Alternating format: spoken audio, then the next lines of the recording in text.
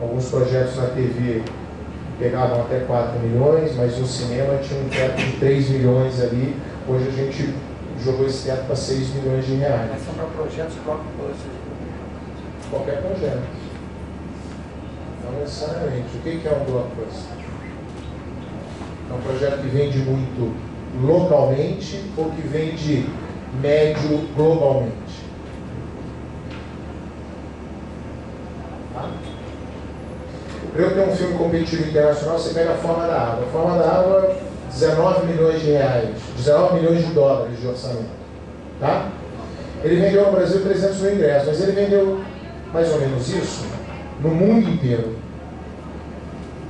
Ele vendeu isso no mundo inteiro. E todas as plataformas de SVOD pagaram 7 dígitos em dólar médio por esse negócio por território. Então, assim, o que é um blockbuster? Né? É lógico que o Fala Sério Mãe é um blockbuster local, vendeu pra burro, né? Vendeu pra caramba. Assim, ele vai vender internacionalmente? Historicamente, as comédias elas falam localmente, não é só aqui, né?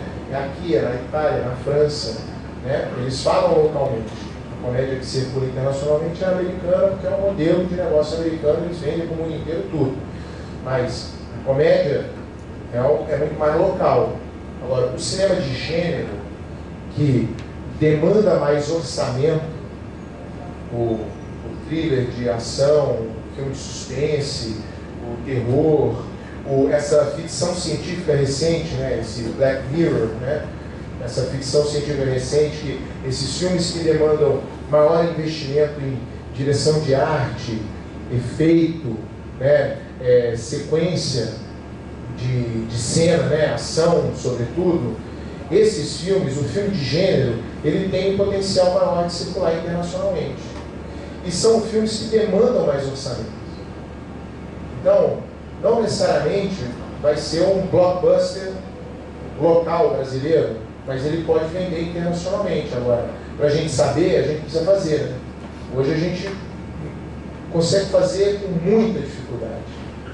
Muita dificuldade. Porque para você ter um orçamento possível de um filme brasileiro, longa-metragem, hoje, né, com os mecanismos que existem aí, como era antes o Fundo Setorial com teto de 3 milhões, as leis de incentivo aí, sobretudo o artigo 3º com 3 milhões, com um esvaziamento do artigo 1º, né, por conta da crise, né, das empresas.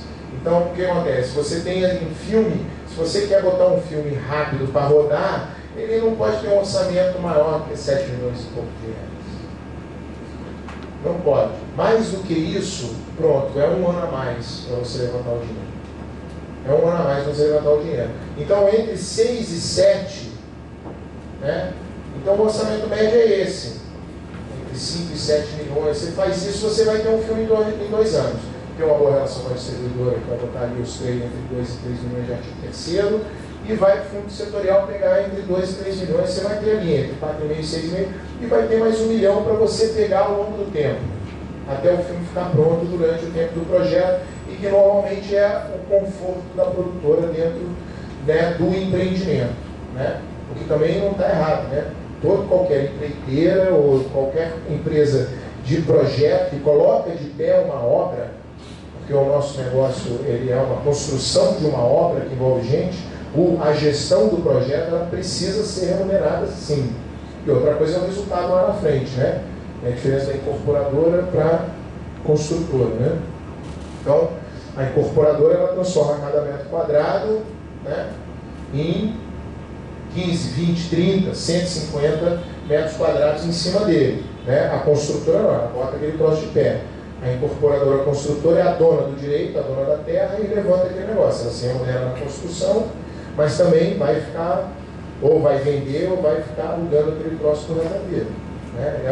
É a mesma coisa com a gente. Ou você é uma produtora contratada para tocar e vai ganhar taxa de administração, ou você cria, você é uma house de criação, como o Maquinário Criativo lá, que saiu do núcleo lá do Rio Criativo, e que hoje é uma criadora de coisas, e que daí vai ter uma outra produtora para produzir e vai subir, né? A dona do direito e a outra sobe.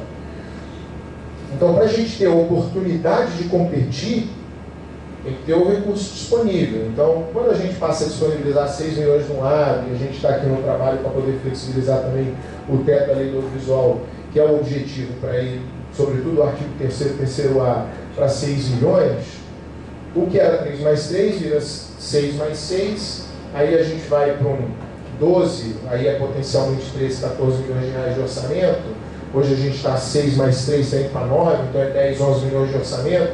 A gente sai de um orçamento aqui de 7, que a gente está falando de 1 milhão e 800, 2 milhões de dólares, para um orçamento de 5 milhões de dólares. Ou com um acesso a 5 milhões de dólares de financiamento. Possível, né? 15 milhões de reais, possível. Se você faz uma coprodução internacional com o Canadá, no caso de uma animação que é 2080, você sai de 5 para 25 milhões de dólares de orçamento. De uma obra brasileira criada aqui dentro. Aí, a gente vai fazer 15 desses por ano? É difícil, a minha gestão assim não é difícil. Mas se eu conseguir fazer 2, se a gente conseguir fazer 2, porque o dinheiro que está sendo colocado agora é filme daqui a 2, 3 anos. Né? Então, se a gente conseguir daqui a 2, 3 anos ter 1, 2 desse, aí a gente começa a falar grosso.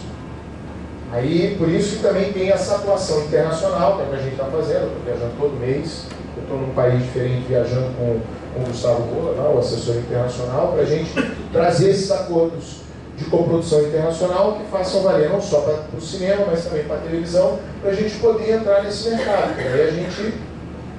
Porque essa estrutura de coprodução, pô, é uma loucura a estrutura de coprodução internacional. Não, a gente já faz com um filme de 500 mil dólares. E é muito mais difícil, né? Porque pouco dinheiro e trazer, na América Latina a gente já faz, né? Prêmio, circula, e vem, e vai. Então, para fazer aqui em cima, são os mesmos mecanismos, é o mesmo contrato. Eventualmente vai ser o mesmo produtor que está aqui fazendo, pode vir fazer aqui em cima. Entendeu? Então, esse é o... Tem que acreditar, né? Tem que acreditar. E aí, vamos lá, incentivo a entrada dos investidores privados, a segurança jurídica e a previsibilidade. A simplificação da regra dos FUNCINES, os FUNCINES poder atrair outro tipo de investidor, que hoje ele é travado. Acessibilidade, a gente tem uma câmara técnica aí, pela IN 128, a partir de novembro os cinemas têm que ter esse tipo de acesso. Tem a câmara técnica para a gente concluir. Diversidade nos editais da SAG e da Ancine, com a incorporação da Comissão de Gênero e Raça, e finalmente o combate à pirataria. A gente vem nesse debate aí já há bastante tempo. A pirataria ali no artigo 7º da 2228 tem ali quais são as obrigações do Ancine, e o terceiro é o combate à pirataria, né? O primeiro é fomento, o segundo é regular, não, o primeiro é regular, o segundo é fomentar, o terceiro é combate à pirataria. Depois vem mesmo a meia dúzia embaixo.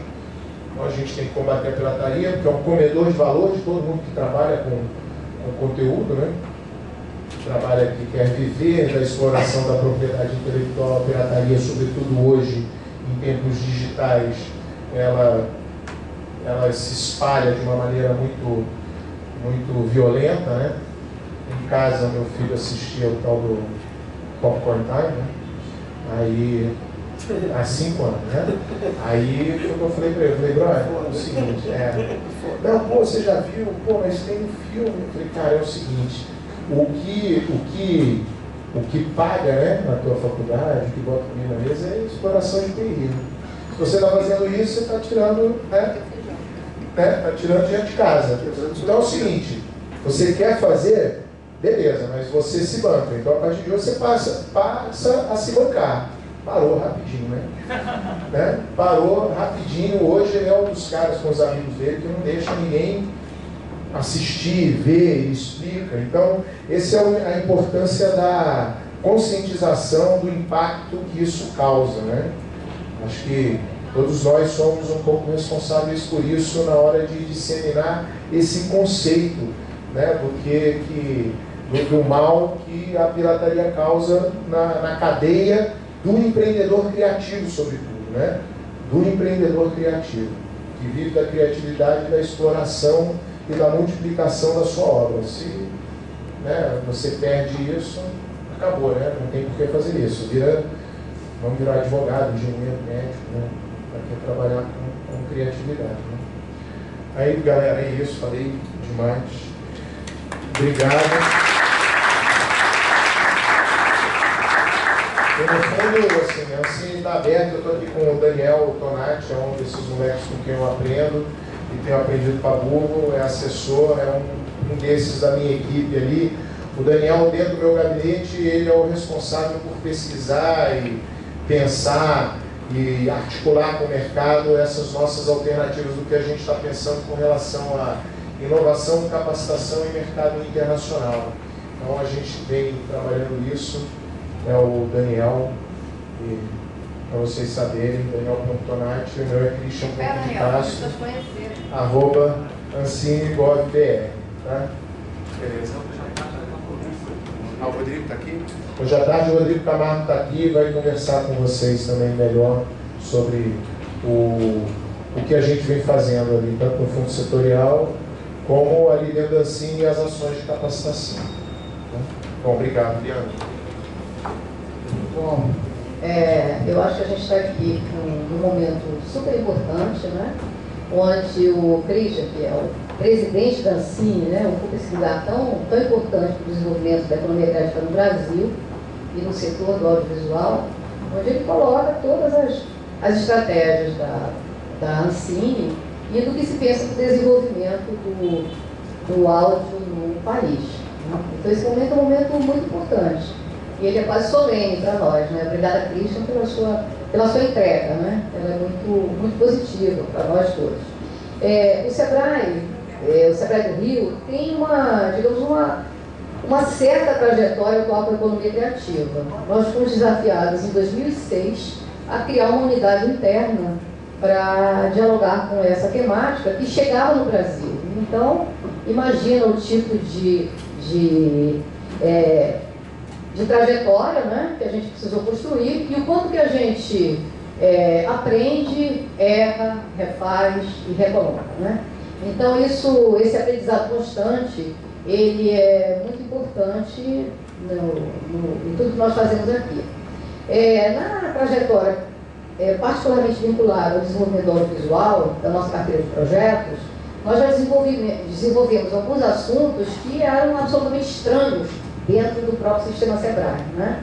A gente começa com um projeto que chamava Gestão para o Futuro do Entretenimento, né? Onde a gente, na verdade, queria dialogar com os resultados, né, que seriam trazidos por toda a estruturação e por toda a excelência dessa cadeia produtiva vinculada à economia criativa e particularmente do audiovisual. A gente apoiou muito nesse projeto, mas ele deu pistas e no momento seguinte a gente desenvolveu um outro projeto e o Christian participou disso, e vários parceiros aqui, né, construíram essa trajetória junto, que foi um projeto chamado Escola de Séries. Né? O projeto Escola de Séries, eu falava para o Christian, antes da gente começar aqui, que a gente quer fazer uma revisão da Escola de Séries, porque aporta, digamos, recursos intelectuais e recursos de investimento no cerne da questão do audiovisual, que é importante para o Brasil, que é a questão da roteirização, da estruturação dos projetos e, claro, na gestão de tudo isso e dos resultados que a gente pode alcançar. Mas, paralelamente a isso, a gente também tem desenvolvido um outro projeto, que é um projeto onde a gente volta, onde o Sebrae internaliza a sua própria razão de ser. O nosso negócio é estimular negócio. O nosso negócio é alavancar empreendimentos, particularmente pequenos e micros empreendimentos. Então, voltando para essa nossa, digamos, natureza de estimular a gestão, nós desenvolvemos um projeto que está em plena execução, que é o REC, né? Projeto do qual a maioria de vocês aqui faz parte desse projeto, e a gente queria ter a oportunidade de apresentar um pouco para o Christian, para a Ancine, para o Daniel, que está aqui, e, na sequência, ter atividade de trabalho, né, de tarde, onde a gente vai avançar e dialogar bastante com tudo que foi colocado aqui.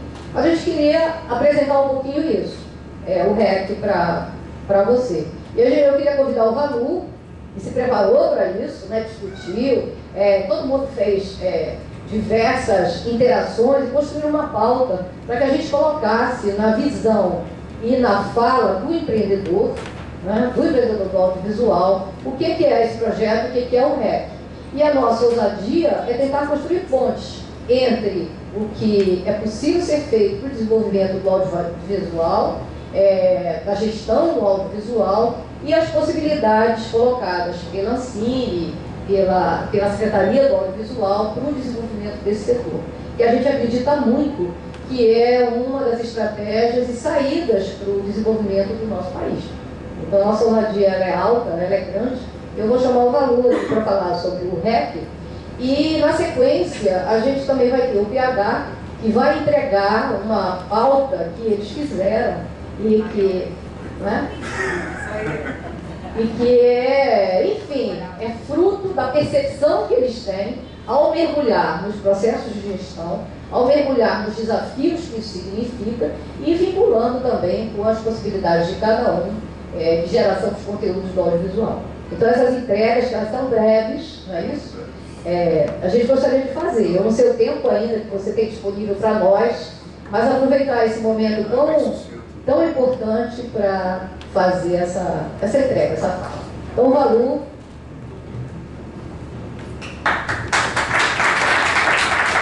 Boa tarde a todo mundo. Eu sou o Valu Vasconcelos, sou um dos integrantes do... Vamos sentar aqui, vai ficar todo mundo mesmo nível. Um dos integrantes do REC é um projeto que, por acaso, eu faço minhas, essas palavras que os colegas estão aqui, que ele é uma coisa que foi interessante. Quando você estava falando ali, eu estava meio que passando um filme que mais ou menos tudo o que... Eu pedi para ficar de pé aqui, trabalho com minha intimidade. Tudo que você estava falando de capacitação de empresa, de profissionalização do empresário, de ver o negócio como negócio, não somente como artista, é a dificuldade que a gente tem, e a gente sabe disso, de pensar como artista, mas também pensar como um empreendedor, empresário e um investidor, foi um desafio muito grande. A gente está no terceiro ano de trabalho, agora entrando no terceiro ano de trabalho. No primeiro foi proposto, inclusive, pela Casual Filmes aqui, pelos dois representantes da Casual Filmes, que eles foram numa feira de empreendedor, o estado do Sebrae, estava Eliane até lá, e eles queriam saber como é que eles conseguiam entender o mercado, como eles conseguiam sair de ser somente um cara mambembe que estava ali, empregado na Globo, dentro de um setor grande até. Mas ele não entendia como ele poderia ser um empresário. Aí a Eliane, que eu gosto muito dela, ela provoca a gente, ela falou, tá bom, a gente não pode fazer isso com você, porque isso não existe. Né? Mas se você arrumar 25 empresas, a gente começa a conversar sobre isso. Lançou o desafio na mão do Na verdade, público. 10, a gente conseguiu 15, chegou a 30. É verdade. A gente acabou escalonando e foi assim um primeiro embate, porque era um choque de cultura. Era 100% de artistas conversando com gestores de empresas, capacitando, assim como se fosse a Vale do Rio Doce, a Petrobras e empresas consolidadas. E era assim, era nítido, você olhava na cara de todo mundo que estava na plateia e era essa cara de... ok. Sim, mas e no mercado visual? Exato, a pergunta sempre era essa. E não tinha um meio no caminho, não existia um benchmark, não existia um... Cara, eu tenho um exemplo dessa empresa que possa ser colocada no local de vocês. E foi um primeiro ano de muita luta, de puxar para cá, puxar para lá. Mas foi muito interessante porque existiam empresas, inclusive, que não eram empresas com CNPJ. E um dos pré-requisitos para poder entrar dentro dessa capacitação era que, no mínimo, você tivesse uma formalidade. E, a partir daí, o Sebrae poderia começar a te capacitar. E isso foi ao longo do caminho. Durante esse ano todo, algumas empresas se capacitaram, se formalizaram.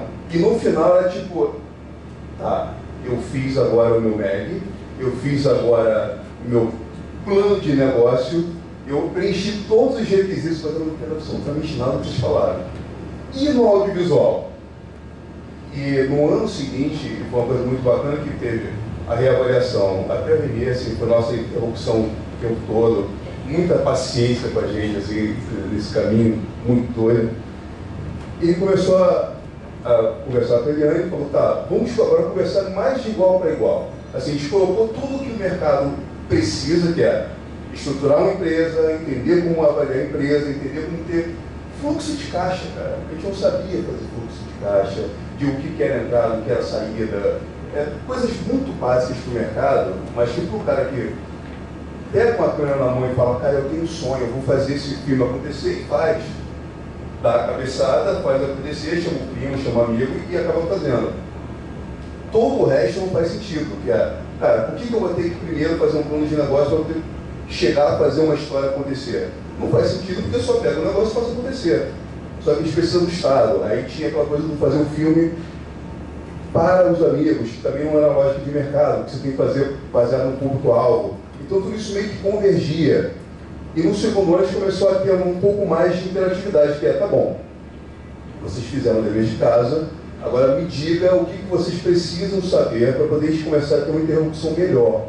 Que é, como é que a gente consegue fazer o mundo de vocês se cruzar com o mundo de uma empresa de verdade, que tem um início, meio e fim de projeto, mas tem um início, meio e fim de carreira também. E todo mundo vivia, como você me estava falando, de a gente pega o dinheiro do Ancine agora, faz um projeto, entrega um negócio, até faz toda a prestação de conta direitinho, mas aí no dia seguinte a gente está tudo de novo. A gente não tem o dinheiro para o segundo filme, a gente não tem o dinheiro para o 10º filme daqui a 5, 6 anos. E foi uma coisa que começou a virar um projeto de verdade, que aí a gente começou a entender que a gente é artista, mas é um artista que precisa ganhar dinheiro. E para ganhar esse dinheiro, a gente precisa convencer pessoas de que somos as pessoas adultas. Né? Esse é um termo que mais chega perto do que o mercado quer. Porque o mercado olha para você e fala, eu tenho muito dinheiro. O mercado tem dinheiro, você sabe disso. Você vê no mercado financeiro, todo mundo tem dinheiro ali, mas não sabe onde vai botar o dinheiro. E a gente quer esse dinheiro, você consegue comprovar que entrega esse produto que vai gerar dinheiro. E daí veio o Gimba, que é um dos caras mais disruptivos que eu conheço, e que ele começou a ouvir também do nosso lado e falar, tá bom, eu não entendo o que vocês estão falando, apesar de gostar muito, mas vocês não entendem o que eu estou falando. Então foi o seguinte, vocês me explicam o seu mercado, que eu explico o empresariês. Isso foi uma coisa muito bacana que mudou muito o sentido do que seria a interação do Sebrae, que em vez de ser de cima para baixo, mostrando nós sabemos tudo e vocês não sabem nada, vamos ensinar vocês. E a gente não aprendia porque olhava para aquilo e falou, cara, vocês também não sabem do que a gente está falando.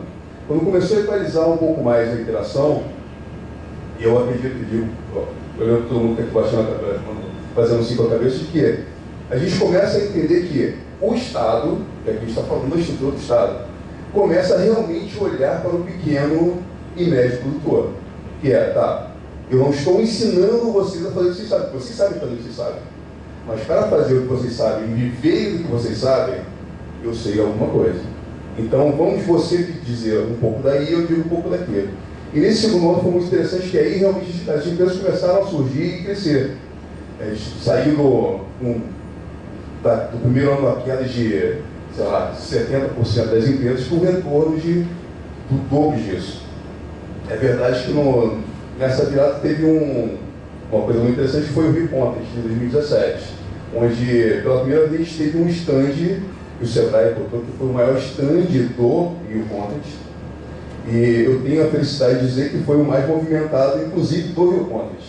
Se você olhar, você vê todo o resto que estava acontecendo, até estava dando prêmio, o nosso stand, eu posso dizer que é o nosso stand, era o mais movimentado.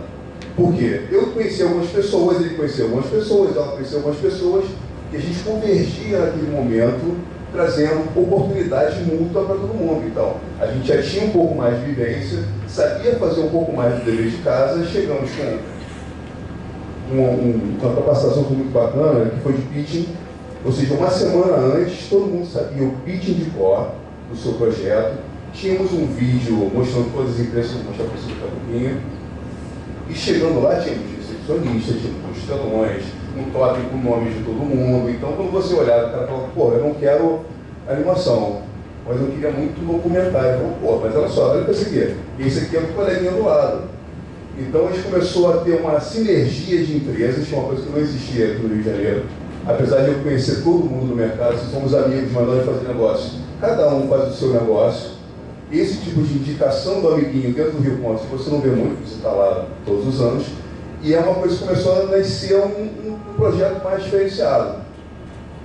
E que nesse 2018 agora foi até mais interessante, eu acredito, porque desse primeiro